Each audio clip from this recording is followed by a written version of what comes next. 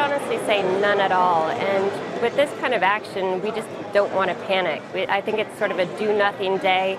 We can let the market panic for us, and in doing so, it becomes a capitulative low.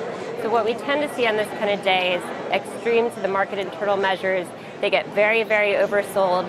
And believe it or not, with this level of a decline, we're still not seeing a lot of breakdowns on the individual stock level. And what it's done, it's taken sentiment from having been overly bullish at the end of August to now what it would be an overly bearish reading. So Katie, that's interesting because if I heard that right, forgive me if I didn't, a lot of market participants today have been pointing to the fact that we've crashed through the 200 moving day average on the NASDAQ, that the S&P is quite significantly below the 100-day moving average where we stand. But that's not something that concerns you as a technical analyst.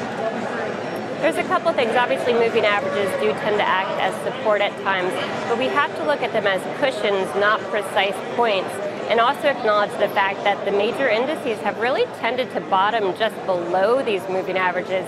A good case in point would be the Russell 2000 index relative to the rising 200-day moving average.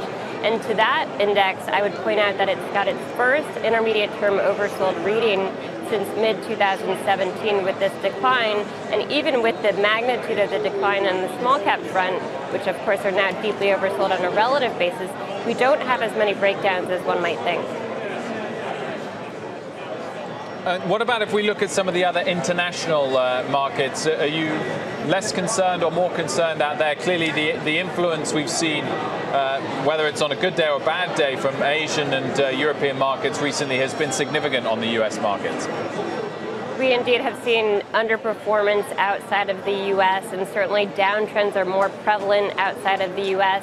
What I'm noticing in the charts, and these are still low conviction signals, but we are seeing some short-term counter-trend signals that would enhance the oversold conditions that we have overseas.